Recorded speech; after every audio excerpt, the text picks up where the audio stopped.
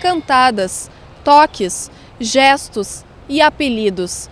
Afinal, o que é o assédio sexual?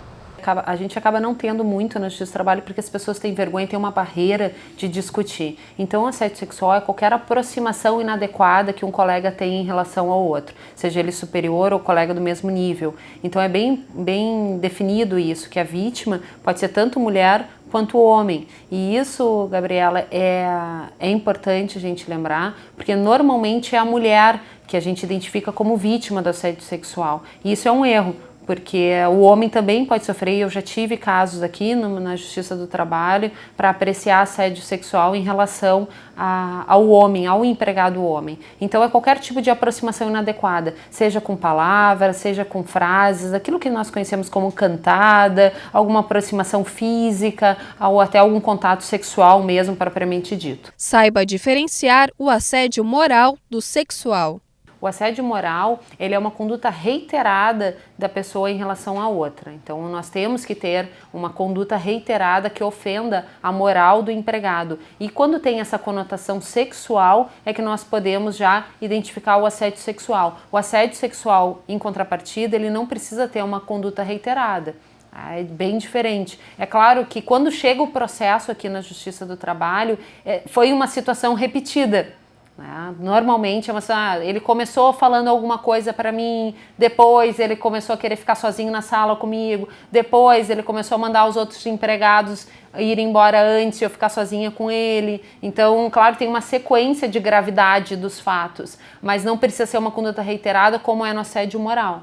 Detectado o assédio sexual, o primeiro passo é denunciar o assediador. Então é importante que ele busque sempre um auxílio e sempre encaminhe a denúncia, seja com o superior hierárquico, se não for a pessoa que está assediando, seja uma pessoa no sindicato, no Ministério Público do Trabalho, no Ministério do Trabalho, enfim, ele tem recursos e tem meios e deve fazer essa denúncia.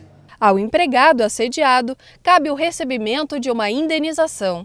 Uma vez rompido esse contrato de trabalho, ele tem um direito à indenização, uma indenização monetária para compensar a situação que ele passou. É claro que não tem um caráter, não compensa propriamente dito, porque a situação de humilhação, a situação passada, ela não vai ser compensada. Mas tem essa ideia reparatória do dano e principalmente o caráter pedagógico, educativo, para que a empresa tenha consciência de que existe aquela situação na sua unidade, para que ela resolva aquela situação ou para que efetivamente seja punido se for um dos seus diretores, um dos seus sócios. O empregador deve estar sempre atento, combater e coibir o assédio sexual no ambiente de trabalho.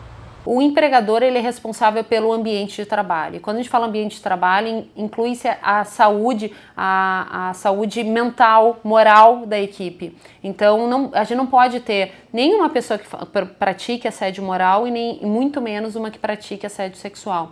Então, a empresa muitas vezes não sabe dessa situação e a partir da denúncia ela resolve, ou ela despede, ou ela pune esse empregado, enfim, ela consegue sanear ou contornar essa situação de modo que os outros empregados deixem de sofrer esse assédio. E é interessante isso porque hoje é esse empregado. E se esse empregado apenas sai da empresa e não denuncia, amanhã vão ser outros. Então, quem denuncia não denuncia apenas por si. Ele denuncia por toda a coletividade, pelos empregados que passaram por ali, que estão ali e que virão para o trabalho. Então é importante isso, que a denúncia não é só a seu favor, a denúncia é para o coletivo, para aquele ambiente de trabalho ser sadio.